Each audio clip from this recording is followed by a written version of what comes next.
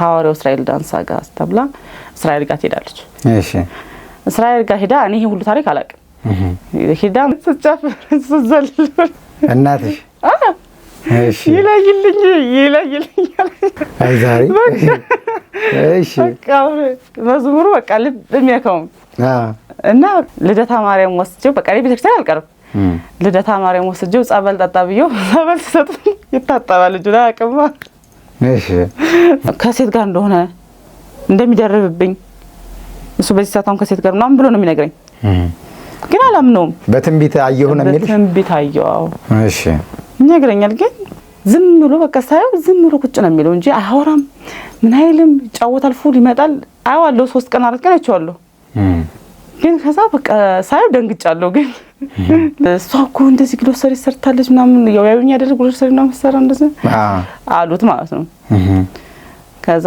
እንደዛ ሲሉትም እሱ አይ ማታ ላይ ውሃ ሙቆ ምናምን ግን ሲያጥበኝ ምናምን ይችላል ይሄማ አይሆንም ማለት እንዴት ጭራሽ ጋሸን እኔ ያጎርሱኛል ሰው በቃ ገርሞት ያያል የልጅ ምስቶች አሉ ሌሎቹ ጎረቤት አለ ሰው ሁሉ በቃ ሀገና ይዋና ይላሉ በቃ ታናዋና በቃ ሁለት ሃይማኖት በአንድ ቤት ሆናችሁ ትንሽ ነገር ከተፈጠረ እንዴት ሁለት ሃይማኖት ሆናችሁ በረከት ይኖራል የሚባለው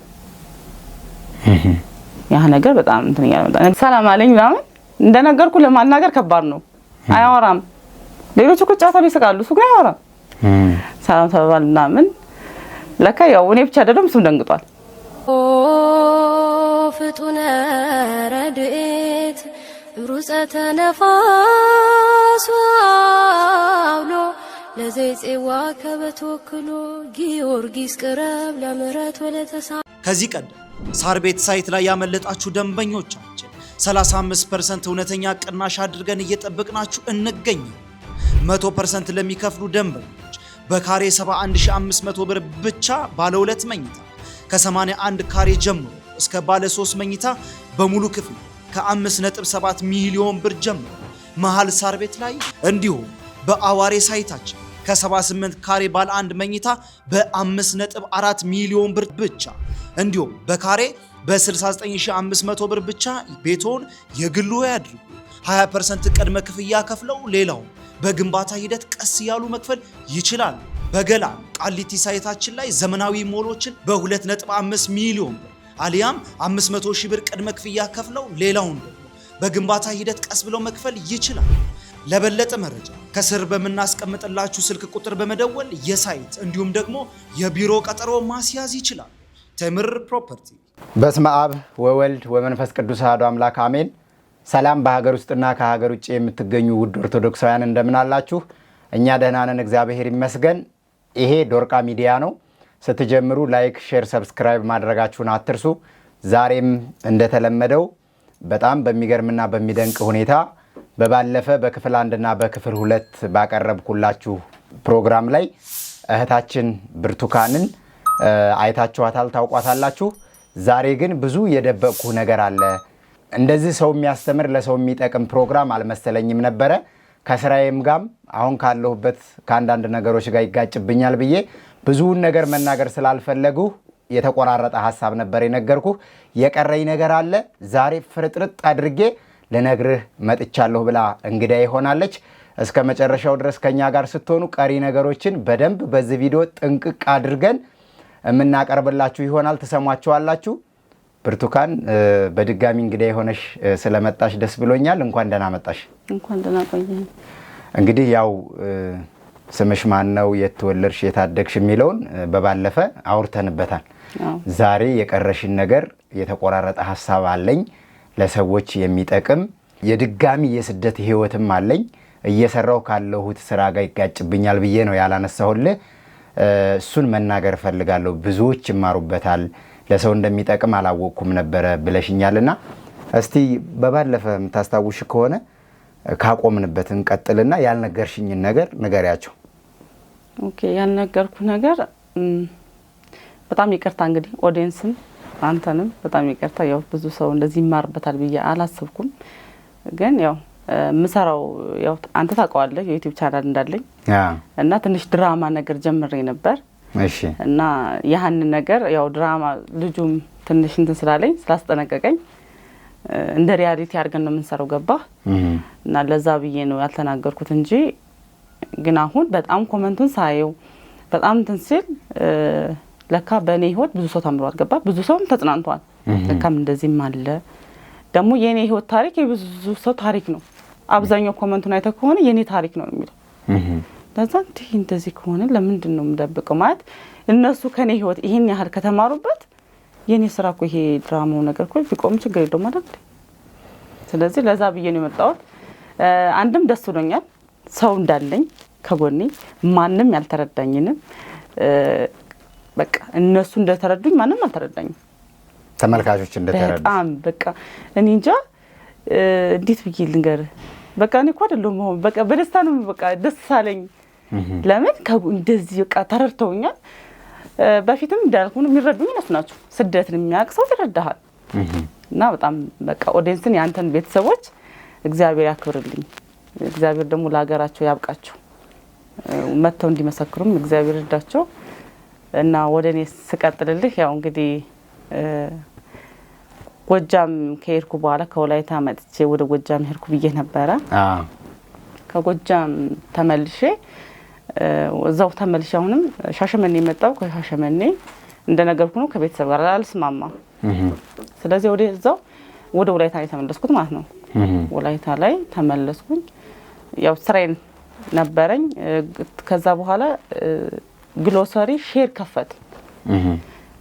ሼር ከፈትን እኔ ብር ትንሽ ስለሆነብኝ እሷ እኔ በጉልበቴ ግን ተርፌ ለጋራ ማለት ነው እሷ ደግሞ በብሩ እንደዛ አድርገን መስራት ጀመር እግዚአብሔር ይመስገን ጥሩ ሆነ ማለት ነው ስራው እየሄደ መጣ በቃ አሪፍ ሆነልን ከዛ እንደዛ እያልኩ እየሰራው ወላይታ ሶዶ የኦቶኖ ማርያም ተባለ ቤተክርስቲያን አለች ምትሰራ በሰዓቱ እና እዛ ሄዳለው ያው ትንሽ እኔም ደግሞ ተከራዩበት ቤት አብዛኛው ወላይታ ላይ ደቡብ ላይ ፕሮቴስታንት ይበዛል እና ትንሽ ችግር ነበር እንደዚያው ስትሄድ ነጠላ ልብስ ምናምን ስትል ትንሽ የመጋጨት ነገር አለ እንደዛ ይሁንናም እየሰራን አልተመቸም ቤቱን ቀየርና ሌላ ቤት ገባን ሌላ ቤት ስንገባ ግን ጓደኞችም ነበሩኝ ያው ሰው ተዋውቅ ያለው የወላይታ ልጆች ተዋውቅ ያለው ወላይተኛ ባልችልም ብዙ ሰው ተዋውቅ ያለው ከዛ በኋላ በቃ ፉል ቤት ሰርቻለሁ ያልሰራው ስራ የለም ፉል ቤት የራስሽ ከፍተሽ ነው ተቀጠረሽ ማጫወት ነኝ ተቀጠረኝ ከዛ ሶፋ ቤት ፈርኒቸር ቤት እሺ ፈርኒቸር ቤት ሰራ በጣም አየር ነበረኝ ሰው አላሳልፍ ነው ግብግዙላሉ እና በቃ ሰውየው ደግሞ ባንዴ እንደዛ እቃው እኔ ስገባ እቃ ብዙ ነበር ያልተሸጠ እቃ ማለት ነው በቃ ገብቼ እኔ ሰው አላሳልፍ ስቃለው ጨዋታሉ ነው ማምሰል ባንዴ ብቻው ለምሳሌ 25 ብር ሽጬ የተባልኩትን 30 ሺህ ብር ብሸጠው ትርፉ የራሴ ነው 5 ሺህ ብር ገባ እናሱ ደግሞ ኮሚሽን ያስብልኛል እና በጣም በዛ ስራ ደግሞ በተለይ ይሄ ፈርኒቸር ቤት ከገባ በኋላ በደንብ አገኘው ከዛ በኋላ በቃ እንግዲህ የልጅ አባቴን ተዋወቅኩት ማለት ነው እዛ ወላይታ አዎ እኔ ስራ ሰርች ስመጣ ከጓደኞቼ ጋር እሱ ፑል ይጫወታል ፑል እየተጫወተ ነው እና ትንሽ በቃ ይሄ ጓደኞቹ ምናምን ያው ባለስልጣን ናቸው በሰዓቱ እንትን የሚሉት ማለት ነው እና በቃ ሳያቸው ምናምን እሱ ዝምተኛ ነው ዝም ብሎ በቃ ሳይው ዝም ብሎ ቁጭ ነው የሚለው እንጂ አያወራም ምን አይልም ይጫወታል ፉል ይመጣል አያዋለሁ 3 ቀን 4 ቀን አይቼዋለሁ ግን ከዛ በቃ ሳይው ደንግጫለሁ ከዛ ፈራዋቸው ለማናገር ሰው ያከብራቸዋል ምክንያቱም እንደነገርኩ የስራቸው የሚያስከብር ስራ ነው ከዛ ሰው እንደዚህ ደፍረህ ዝም ብለህ እንደዚህ አታወራቸውም ነበር እና በቃ ደነገጥኩናም ከዛ እዛ ጋር ደግሞ የቤት ያከራይ ቡና ትሰራለች እዛ ቡና ሲጠጣ ቀስ ያወራው ማለት ነው ሰላም ነው ምናምን አልኩት ራስሽ ፈልገሽ ማለት ነው እንዲያናግርሽ ፍላጎት ነበር እኔ እኮ ሰው ነው የምፈልገው እሺ ከዛ ሰላም አልኩት ሰላም አለኝ ምናምን እንደነገርኩ ለማናገር ከባድ ነው አያወራም ሌሎች እኮ ጫታው ይስቃሉ እሱ ግን አያወራም ሰላም ተባባልና ምን ለካ ያው እኔ ብቻ አይደለም እሱም ደንግጧል። ከዛ አወራን ምናምን ትንሽ አወራና እኔም ወደ ቤት ሄድኩም እሱም ሄደ ማለት ነው። እና አይገኝም ብዙ ጊዜ ለምን ስራው ይሄዳል። ከዛ ሳጣራ እንደዚህ ምናምን ስሰማ የነሱ ጓደኞች ደግሞ በጣም የሚቀርቧቸው ሰዎች ስላሉ ይሄ ልጅ ምናምን ብዬ ሳጣራ እንደዚህ ነው ስራው ምናምን ብለው ነገሩኝ። ቅም አለኛ። አፈላልገሽ ነው ያገባሽው ማለት ነው? አፈላልጌ ሳይሆን ያው እንዴት ነው ወደድሽው፣ ግን ፍላጎቱ ያንቺ ነበር። ደንግጫለሁ። የኔ ቢሆን ዝም ጸባዩን ሳየው በቃ ይሁን እርጋታው ምናምን ደስ ብሎኛል። እሺ እንደነገርኩ ደግሞ ሰው ነው የምፈልገው። ስለተጎዳው በሳቱ ስለከፋኝ ሰው የኔ የምለው ሰው ቢኖረኝ ደስ ይለኛል።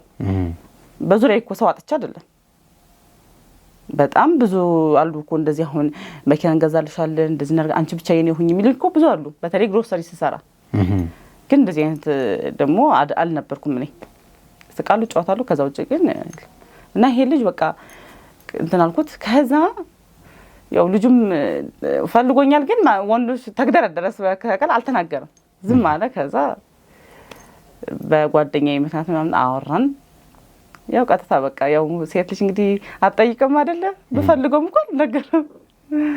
ከዛ በጓደኛዬ ቀን እንደዚህ ነው ሲል ተግባባን፣ ወደ ፍቅር ህይወት ተጀመረ ማለት ነው።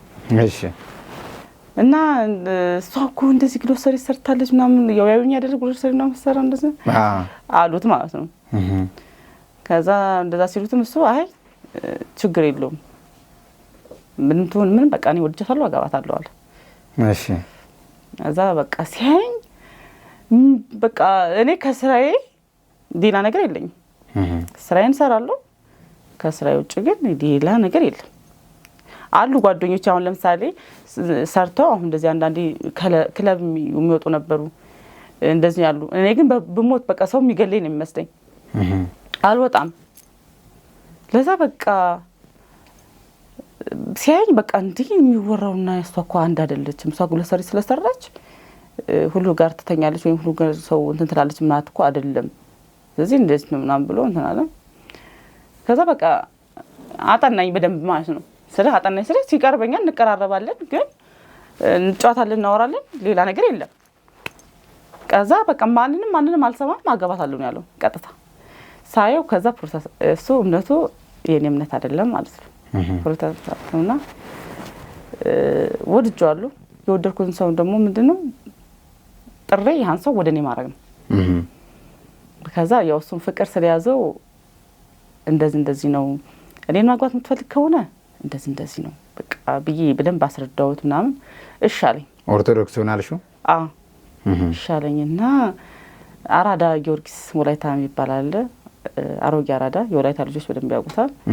እዛ ወስጄ ዳቦ ደፍቼ ምን ብዬ ቄሶችን አናግሬ እንትን አልኩት ማለት ነው። ክርስትና አስነሳሁት። ፕሮቴስታንት ናቸው ቤተሰቦቹ ሙሉ። እሱም ከልጅነት ጀምሮ እንደዛው ነው።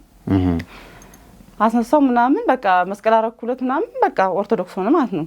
እሺ እና ቤተክርስቲያን ስወስደው ልደታ ማርያም አለች ደግሞ ልደታ ማርያም ወስጄው በቃ ቤተክርስቲያን አልቀርም።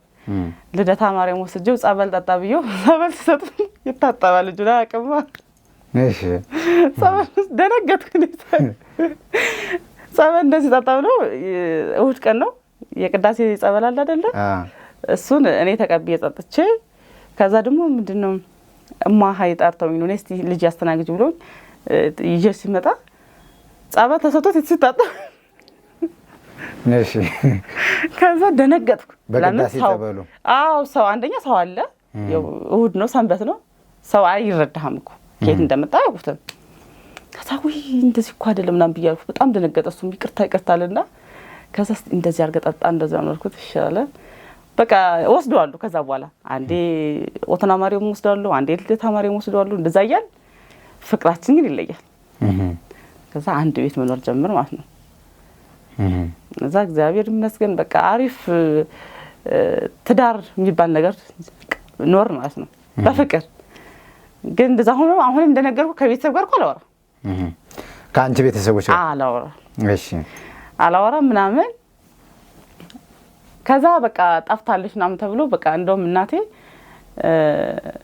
የት ነው መሰለ እስራኤል ቸርች እናቴ ዛኔ አልገባችም ወደ ጎጃም ሻሸመኔ ነበር ይያለው እና እስራኤል ቸርች አዋሳ አለ እና እናቴ አንደኛ እንደነገርኩ በጣም ያማት ነበር ከልጅነቷ በቃ እኔ የልጅነቴ ህይወት እንትን ያለው የተመሰቃቀለው በእናቴ ህመምት ነው አይደለ እና እስከዛሬ ድረስ ስላልዳንሽ እስከዛሬ ድረስ እንደዚህ በጸበል ተንከራተሻል እንደዚህ ነው ስለምን እንደዚህ አይነት ፕሮቴስታንት ቸርች ደሽ አትፈወሽም ይሏታል ጎረቤት እዛው ሻሸመኔ ላይ እሺ የት ነው ምናምን ስትል እንደዚህ ሐዋርያው እስራኤል ዳንሳ ጋር ተብላ እስራኤል ጋር ትሄዳለች እሺ እስራኤል ጋር ሄዳ እኔ ሁሉ ታሪክ አላውቅም ሄዳ ምናምን አባቴ እንግዲህ ከኋላ ያወጣኝ እናቴ በቃ ስጫፍ ስዘል እናትሽ እሺ ይለይልኝ አይ ዛሬ እሺ በቃ መዝሙሩ በቃ ልብ የሚያከው እና ቃዝ ደስ ብሏት አልኩ ደስ ብሏት በቃ እንትና ከዛ ምን ይላታል ነብዩ እስራኤል ዳንሳ ሳይሆን ሌላ ልጅሽ ትመጣለሽ በቅርቡ ያው እኔ ጠፍቻ አይደለ አልናገርም አዳድረሻይ ከዛ ልጅሽ በቅርቡ ትመጣለች እና ትደውልልሻለች ባትመጣ ራሱ በዚህ ሳምንት ትደውልልሻለች ተብላለች እሺ በቃ እናቴ ደስ ብሏት ምናምን ወደ ቤት ትመጣለች ማለት ነው እናንቺም ትድኛለሽ ተፈውሻለሽ ምናምን ብሏታል አስነስቷት ማለት ነው እንግዲህ ከዛ እውነትም በሳምንቱ ነው ደውዬ ቁጭ አልኩ ያን ሁሉ ጊዜ ሳልደውል ደወልኩ አጋጣሚ ማለት አጋጣሚ ነገሩ ደወልኩላትና ምን እንደዚህ ነው እኔ ተዳርሻለሁ እንደዚህ ነው አልኳት በቃ መጣለው አለች ያለሽበት መጣለው አለች እሺ ብዬ ነገርኳት ቦታው ምናምን እንግዲህ ወላይታ ናታቀው መጣች ስትመጣ ፍቅራችን ይለያል መጣች ምናምን ተቀበልኳት ምናምን እሱም በቃ ዝምተኛ ነው ከዛ እናቴ መጣች ማታ ላይ ውሃ ሙቆ ምናምን ግን ሲያጥበኝ ምናምን ይችላል ይሄማ አይሆንም ማለት እንዴት አይሆንም ማለት ያው በእኛ በጎጃም ባህል ወንድ ልጅ በጣም ተከብሮ በጣም እንዴት ነው ሴትና ወንድ ጓስ ሲኬድ ሴት ከኋላ ናት ወንድ ከፊት ነው አይደለም ዝቅ ብሎ እንደዚህ ምናምን ነገር ሴት ነሽ ማጠብ ያለባት በእኛ ጋር አልተለመደም ያው አሁን አላውቅም ግን ከዛ እናቴ አብድች አይሆንም ማለት ይሄማ አይሆንም በጭራሽ ተብጥቆ ወራ ማዘርኔ እኮ በቃ ችግር ስለምወዳት ነው ምናምን አለ ታታታታ እንደዚህ ባይሆን ተነሻች ጎደል እየሰማሱ ወጭ ነው እኮ ነው እሺ ተነሻ ጎደል አንቺ ቁጭ ብለሽ ርስታ ሳጠያለሽ ተቆጣሽ ምናምን አረዲያ ያው እኛ ፍቅራችን ነው ከዛ አይታምና እኔ ተቆጣች እንዴት ታረጋለሽ ባለችኝ ይሄ እኮ ፍቅር ነው አሁን አንቺ ስለማታውቂ ነው እንጂ እንደዚህ ነውና ገበያ ሂጅስ ምናምን ሲመጣ ምንላፈ ቡና ፍጭ ጠብቀሽ ምናምን ይለኛል እሱ ሁሉ ስትሰማት እናደዳለች አይሆንም ለምን እንደዚህ ታረጋለሽ ከዛ በቃ ተቆጣኝ ምናምን በቃ ሸኛዋት ሄደች ማለት በቃ አሪፍ ትዳር የሚባል እንዴት ነው ደስ የሚል የለም እና ከዛ በኋላ የሱን ቤተሰብ ልተዋወቅ ነው ማለት ነው እና ወሰደኝና በወላይታ ባህል ያሁን የኔ አማች ስም አጠራ በጭራሽ ተመሳሳይ ስም ለምሳሌ አንተውን አላየንም ስም አማቼ ብትሆን የኔ ጓደኛ አላየ የሚባል ሰው ቢኖር በጭራሽ አላየ ብያልጠራውም ያን ሰው ጓደኛዬ ሌላ ስም ቀይሬ ነው መጥራት ያለብኝ በወላይታ ባህል እሺ የማዘርን የፋዘርን ማለት ነው ወሰደኝ ከዛ ገባው ምናምን ያው ቋንቋ አልችልም ብያለሁ ትንሽ ነው የምሞክረው እዛ ደግሞ ወደ ገጠር ስትሄድ ሙሉ ወላይተኛ ነው ሀዲ ታናይ ናቲ ዶሶስ ይላሉ በቃ እቺን ትንሽ ለየት ይባቸዋሉ ሲሄድ ከዛ በቃ ሰው እንደ በቃ ብዙ ሰው ነው መጥ ሊያዩ ማለት ነው ሀጊ ናይን መጫሴ ምናምን እያሉ መጡ ከዛ በቃ መጡ ሰው ነው መጣው እሺ አይተው ምናምን ይሄዳሉ ብር ቆንኩባቸው መሰለኝ በቃ ይወደ እንትን አሉኝ በቃ አንደኛ አማርኛ ሳውራ በቃ ለየት ብየባቸዋለሁ መሰለኝ ከዛ መጡ ምናምን አሁን ጋሼ እኔ ነኝ መታየት አንችልም እኔ ግን ማቀው ታሪክ የለም ጋሼ ማን ነው አማቼ እሺ እኔን ማየት አይችሉም እሳቸው ቤት ያለውን ነገር ቤት ያፈራውን ነገር ሰርተው ካበሉህ በኋላ አይን ነው ይዛን የምትተያየው። መልስ እንደመልስ ልበልህ እንደዛ ከጠሩህ ቅልቅል ማለት ቅልቅ እንደዛ ከጠሩህ በኋላ ነው ከጋሽ ጋር የምትተያየው። ካጎቶቹ ጋር እንደዚህ ከታላላቅ ወንድሞቹ ጋር እንደዛ ነው ባህሉ። ከዛ ጋሽ መጡ። ጋሽ ሲመጡ እኔን ወደ ኩሽና ደበቁ እንዳንተያይ። እሺ ያው ማዘር ጋር በምልክት ነው ምን በባሉ አንችልም እኔ ሁለተኛ አልችልም። ማዘር ደግሞ አማርኛ አይችሉ እና በቃ ይስቃሉ ሰው ሁሉ ማለት ነው። እናወራኔና ማዘር ሰው ሁሉ ይስቃል። ከዛ ወደ ኩሽና አስገቡኝ ነው። ጋሽ መጡ። ልጄ ሴት አለች አሉ። ጋሽ የሊቀ መንበር ናቸውና አማርኛ በደንብ ይችላሉ። እና የልጄ ሚስት አለች ልጄን አምጧት አሉ። እንዴ እኮ ደብቀናታል ሀገናይዋ ልጄ ልጅ ምንም አታውቀውም ባህል ለምን ታመጣላችሁ ነው። ኩሽና ድረስ መጥተው ስመውኝ ወደ ሳሎን አመጡኝ ማለት ነው። ሰው ተገረመ። ምንም አይቻልም። በቃ ሰው በቃ ተደመመ። ሰው ሁሉ እንዴት እንደዚህ ያደርጋል ነው ተብሎ ማለት ነው። ጋሽ በቃ ልጄን ሁለተኛ የማታውቀውን ባህል አስመጣችሁ አታስጨንቋት አስቀምጧት አሉ።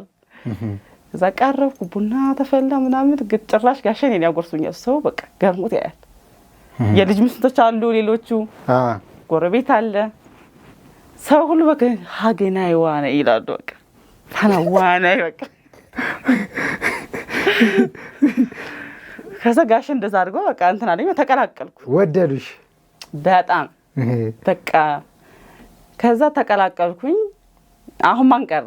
አጎቶቹ ታላላቅ ወንድሞቹ ግን አላዩኝም። ከዛ በቃ ፋዘር እንደዛ አደረጉና በቃ ልጄን ማንም ሰው እንዳይነግር ጭራሽ ምን አደረጉ?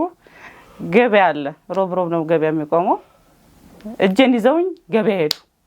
ፋዘር አላየ ውሸት አይደለም በማካወድም አይደለም። ሰው ገበያውን ትቶ እንዲህ ነው የሚል ሀገና ዋነ ሀደ ክዳን መጫስ ደን ይላሉ። እሺ ለምን በወላይታ ባል ጭራሽ የማይታመን በቃ አይሆንም።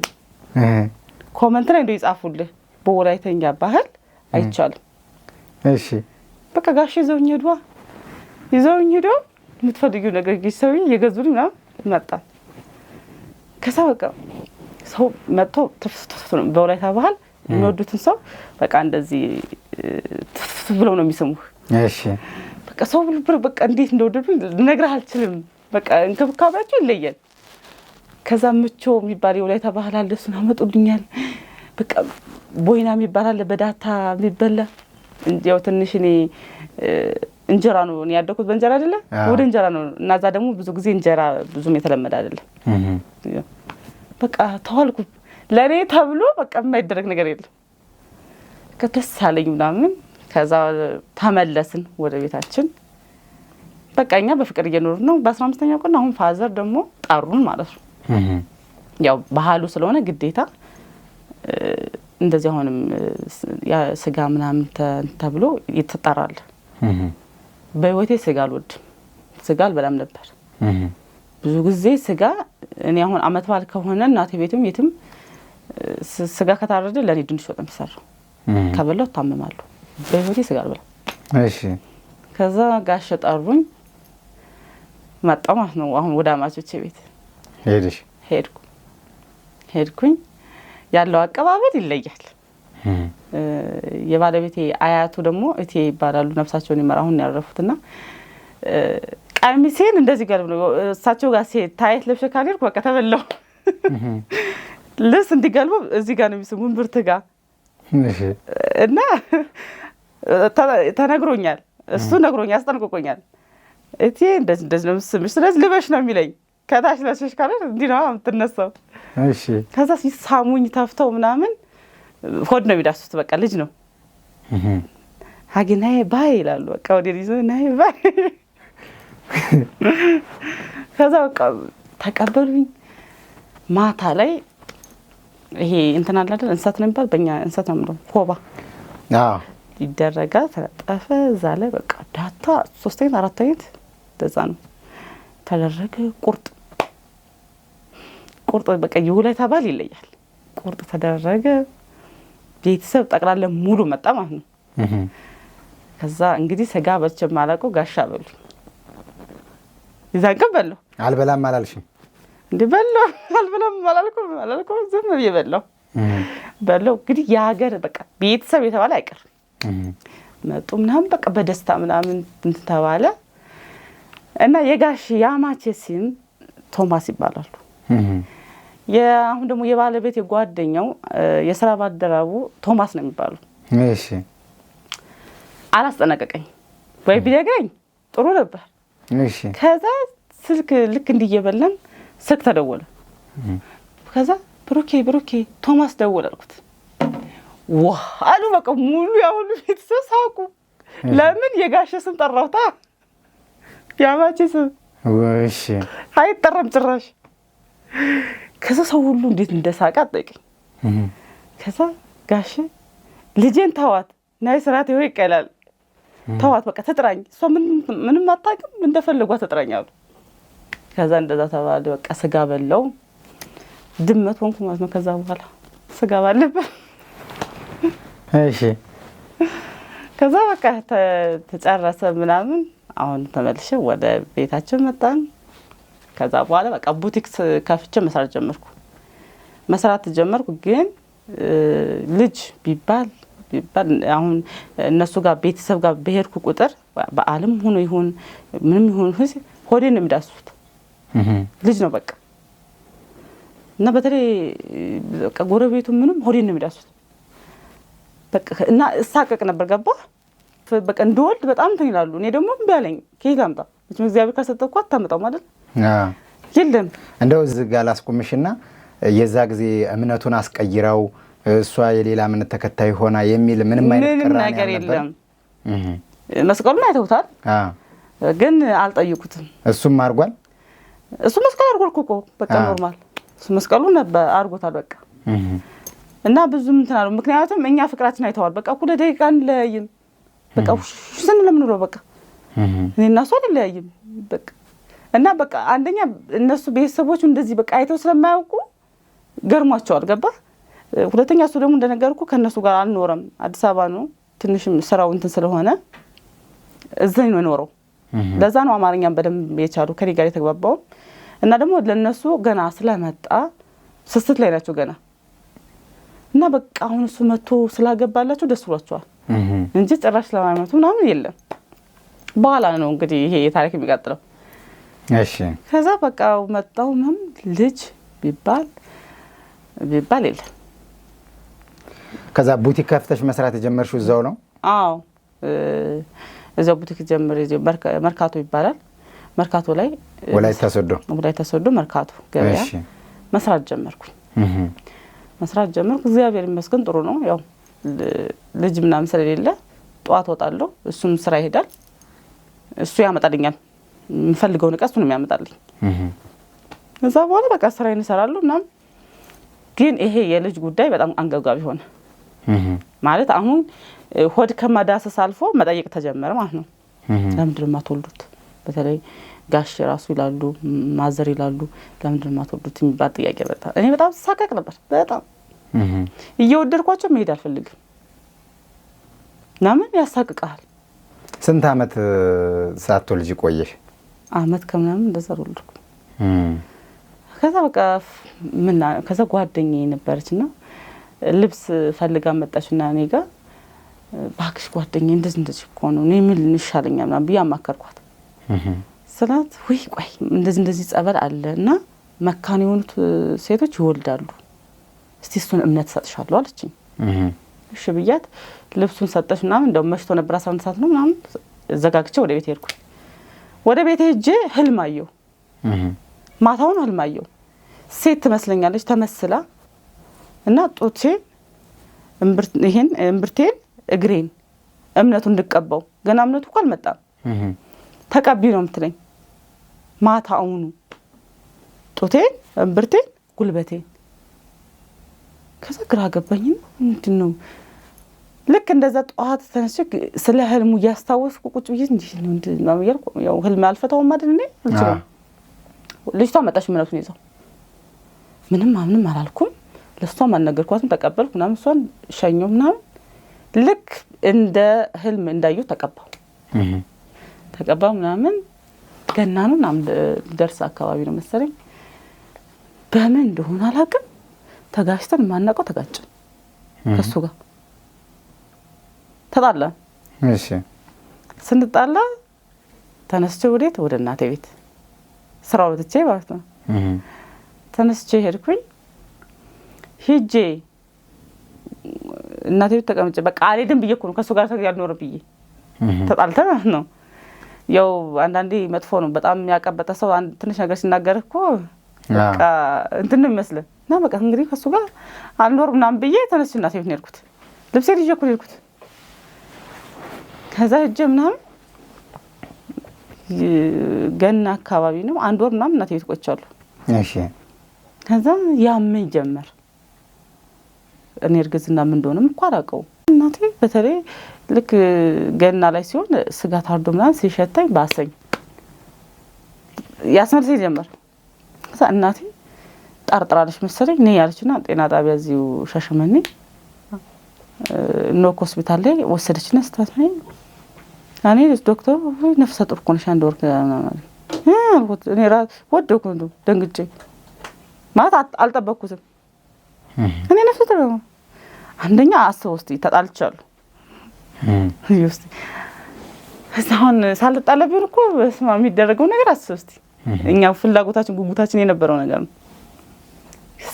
እኔ ነው ደነገጥኩ ምናምን በቃ ያው ከፍቶኛል። እሱና እኔ ተጣልተናል። ማጋዛ በቃ አይ እናቴ ያልኳት በቃ እኔ እንደዚህ ከሆነማ እሄዳለሁ እሱ ጋር ሰው ይቅርታው ቢም ትላለሁ እንጂ እዛው እሄዳለሁ አልኳት። እሺ አለችኝ እናቴም። ከዛ ሄድኩኝ ሳትደውይለት ነይም ሳይልሽ? አዎ ከዛ ሄድኩኝ። ልክ ልደርስ ቦዲቲ አካባቢ ስደርስ እየመጣው ነው ምናምን ስለው እሱ ምንም አላለም። ያው ፍቅር አይደል ትንሽ እንጋጭም እኮ ተነፋፍቀናል። 1 ወር እኮ ተረይቼው አይደለ በቃ ተቀበለኝ ምናምን። ምግብ በጣም ከስቻለሁ በጣም ያመኛል። ከዛ ምግብ ምናምን አብልቶኝ ምናምን አላመነም።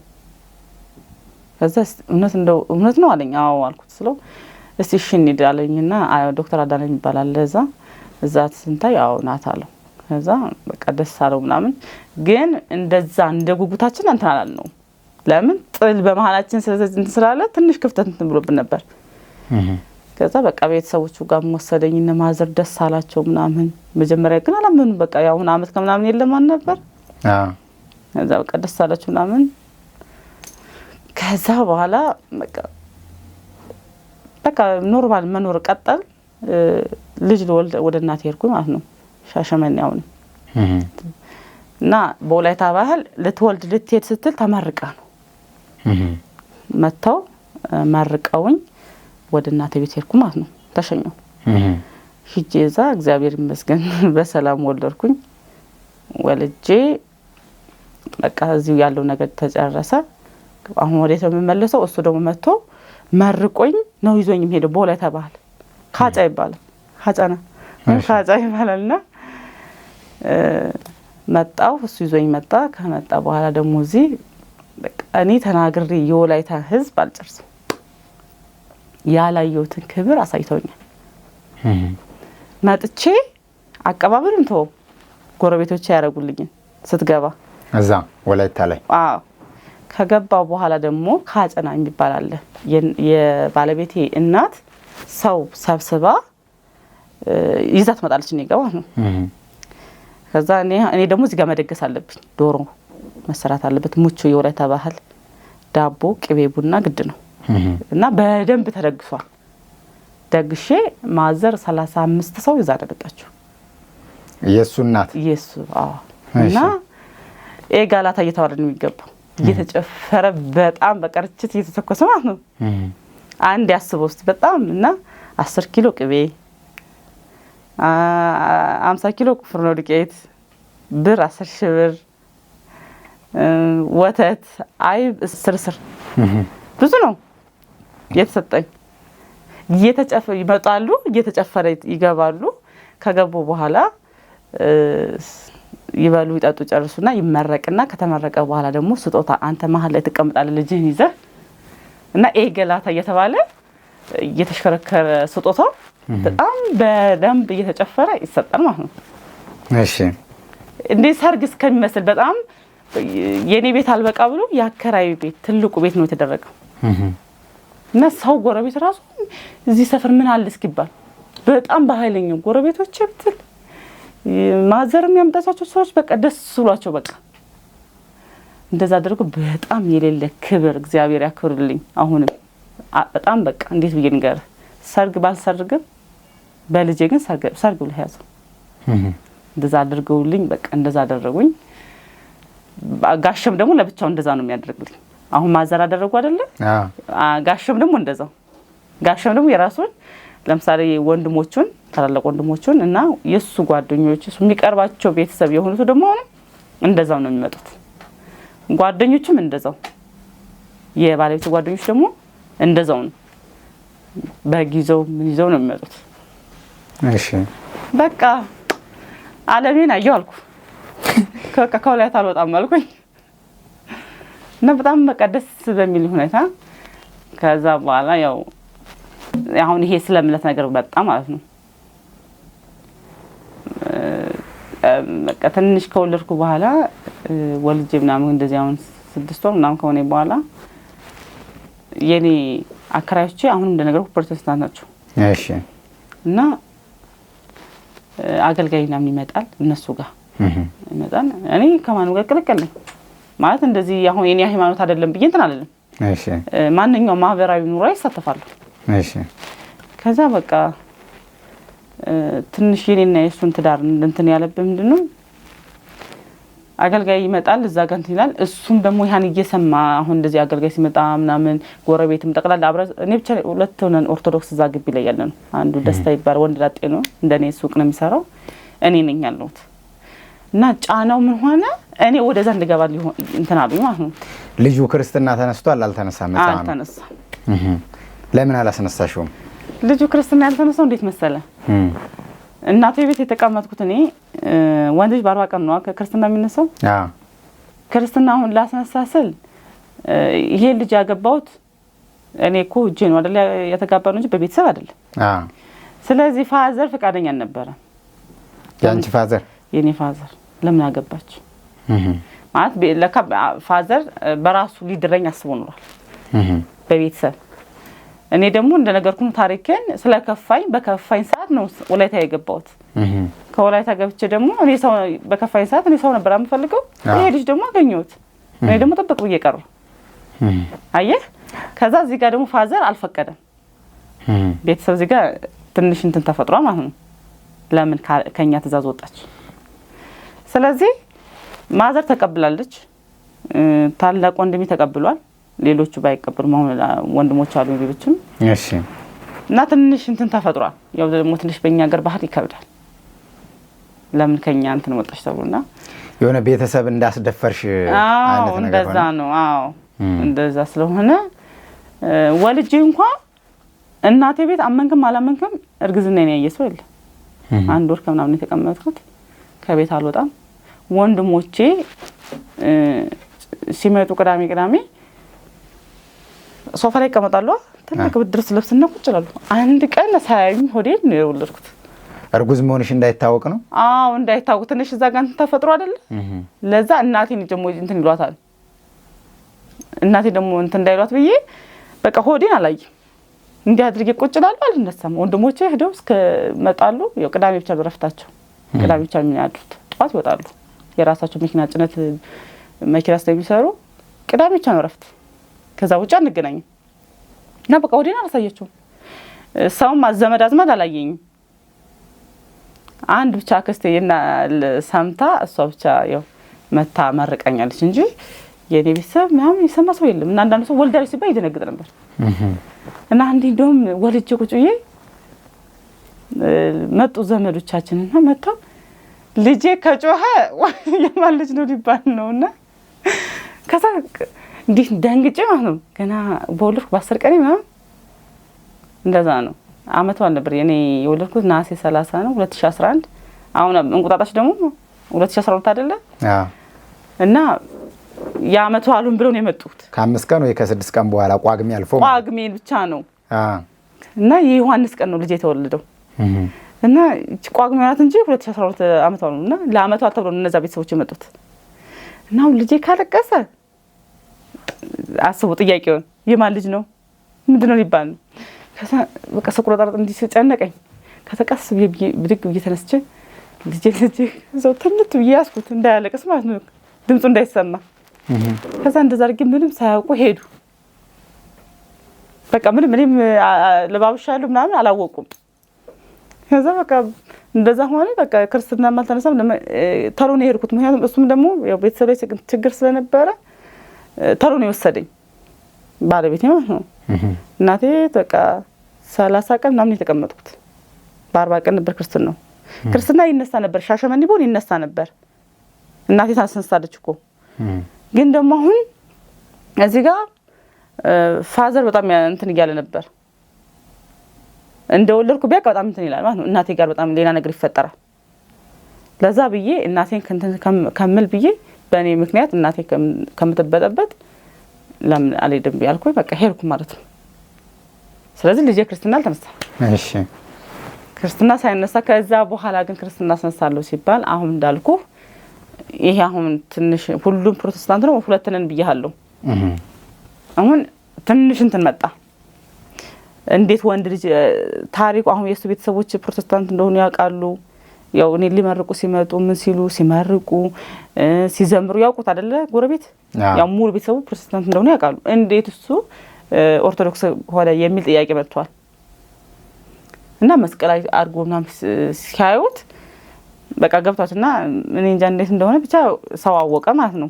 እኔ ላንቺ ብሎ እንደቀየረልኝ ከዛ በኋላ በቃ ጎረቤት ሁሉም እንዴት ለሴት ብለህ ተቀየራለህ አንተ ሴት ወደ ባል ነው መምጣት ያለባት ወንድ ወደ ሴት መሄድ የለበት ምናምን ብለውታል። በቃ ያደረ ነገሩ እንደዚህ ሆነ ማለት ነው። እንደ ነገርኩ አገልጋይ ይመጣል። አገልጋይ ሲመጣ ደግሞ በጣም ብዙ ነገር ብሎት ነው የሚሄደው። ከዛ በቃ ትንሽ ከዛ በኋላ ትንሽ እንትን ክፍተት እየመጣ በእኔና በሱ እኔም ሃይማኖቴን አልለቀም እሱም ደግሞ ወደዛ ለመመለስ ነው የፈለገው። እና በቃ እንደዛ ሲሆን በቃ ልጁን አስነሳለሁ ስለ እንደውም ከለከለኝ በዚህ ምክንያት ማለት ነው። በቃ ታስነሳሽ ከለከለ። መጀመሪያ ፈቃደኛ የነበረው ከዛ በኋላ ግን ከለከለ ምናምን ታውቁት ምናምን ያው አገልጋይ ይመጣል ምናምን እቀበላለሁ ችግር የለብኝም። ምክንያቱም የሱን ሃይማኖት እኔና አክብሮ እንትን ብሎልኝ አልነበረ። በቃ አንተ እንትን ከሆነ ችግር የለብኝም ይቀበላለሁ። ተቀብዬ አስተናግጄ ተሰዳለሁ። እሱ ሙሉ በሙሉ አንቺም ቢስትዩ ቀየረ ሃይማኖት ወደዛ ገባ። እሺ ግን በቃ ጫና አደረ ጎረቤቱ ሁሉም ለምን የሚባል ነገር መጣ። ከዛ በኋላ በቃ እሱ ወደዛ ገባ ማለት ነው። ተመለሰ። ሲመለስ ያው ትንሽ ምንድነው አሁንም እሱ ሊለቁት አልቻሉም። ለምንድን ነው ማታስቀይራት? ትንሽ ደግሞ አሁን አገልጋዮች ምናምን እንደዚህ ይመጡና እቺ ትንሽ የሚናገሩት ነገር በጣም መጥፎ ነው። አሁን እዚህ ላይ እንደዚህ ብዬ ባልናገረው የሆነ ደስ አይልም። እና ነጠላ ሶጣ ማርያም ኦቶና ማርያም በጣም ነው የምወዳት በጣም እና ኦቶና ማርያም ለመሄድ ነጠላ በፌስታ አድርጌ ይዤ ነው የምወጣው።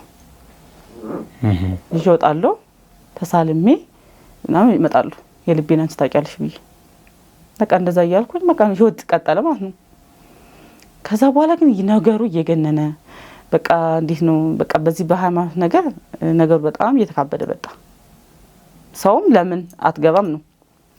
ሁለት ሃይማኖት በአንድ ቤት ሆናችሁ ትንሽ ነገር ከተፈጠረ እንዴት ሁለት ሃይማኖት ሆናችሁ በረከት ይኖራል የሚባለው? ያ ነገር በጣም እንትን ያለው እግዚአብሔር ይመስገን ግን ምንም የጎደለብን ነገር የለም።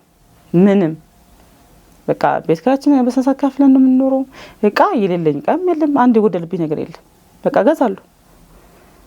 በቃ እንደው ይሄን አጣው የሚባል ነገር የለኝ። ግን በቃ አንተ እኮ የማትቀየረው እንደዚህ ነው ሁለት ሃይማኖት ናቸው ነው እንዲ ነው በጣም በዛ። ከዛ በቃ ግጭት እየመጣ ሆነ። እኔም ቤተክርስቲያን የኦቶና ማርያም አባቶችን አናገርኩኝ። በቃ ተጨነኩ በጣም እንደነገርኩ ነው እንዳልገባ ያው አንድ እመቤቴን ነው ሌላ ይዞኝ አይደለም እንጂ ሌላ ቤተሰቦችን ፈርቼ ብዬ አይደለም ማንንም ፈርቻ አይደለም ግን በቃ እመብርሃን ስለምወዳት ለሷ ነው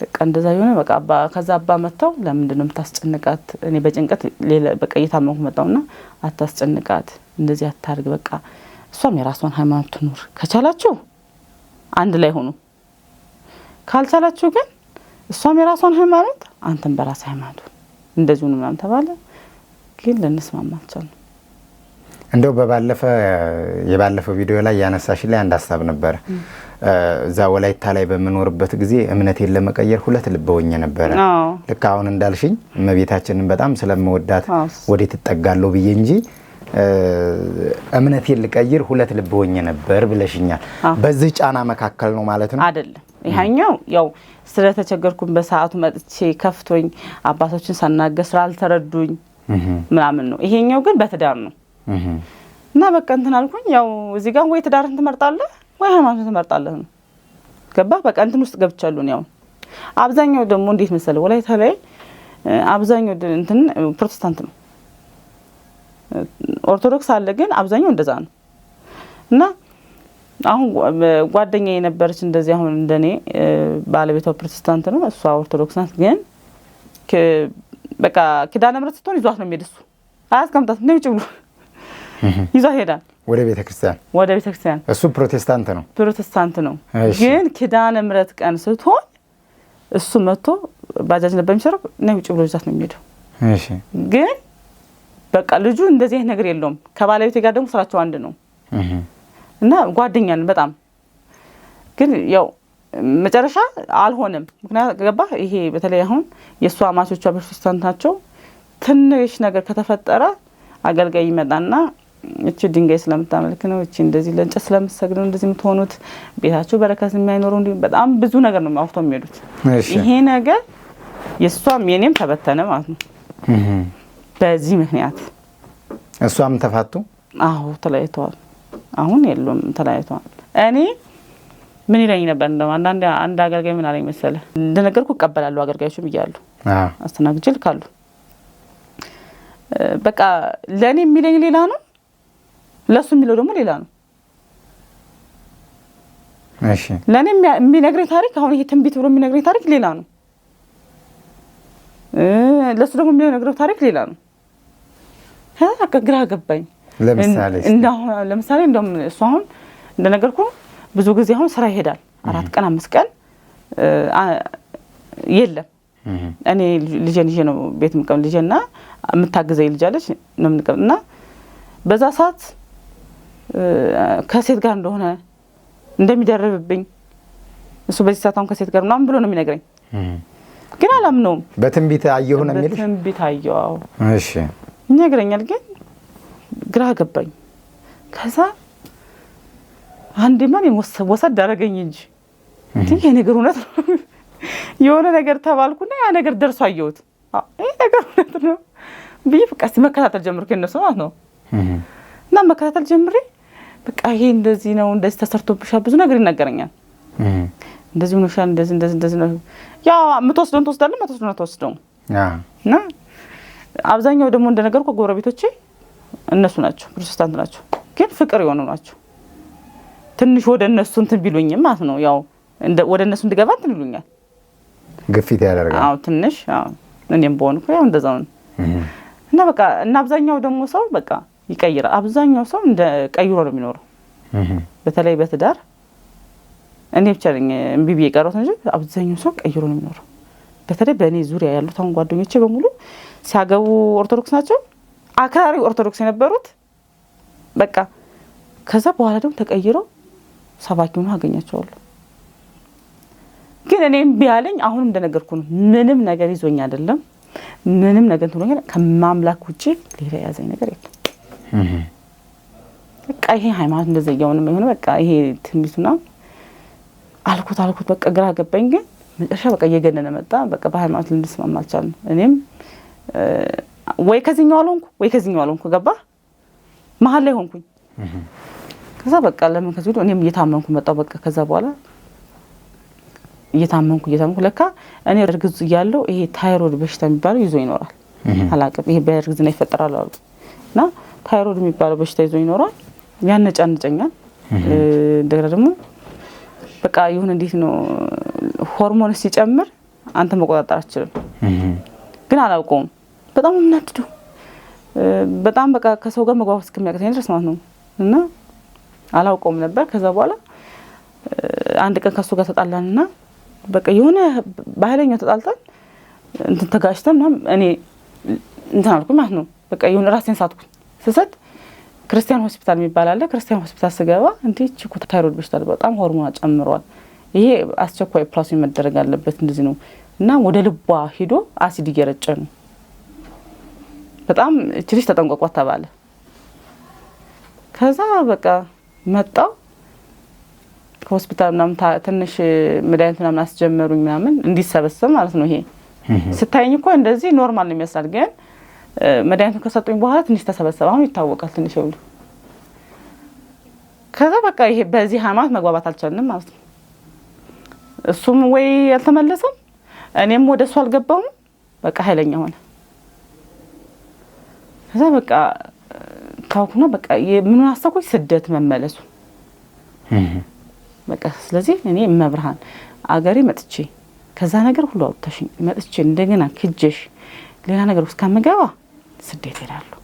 ስለዚህ በቃ እኔ ስደት ነው የምሄደው ብዬ በቃ በውስጥ ያሰብኩኝ እና በቃ አንድ ቀን በቃ እኔ እሄዳለሁ ተመልሼ በቃ እዚያ ለልጄ እንኳን ለውጥ አመጣለሁ። ልጄ በዛ ሰዓት 3 አመት ነው ሞታል እና በቃ እሄዳለሁ ምናምን አልኩት። መጀመሪያ አልተስማማም።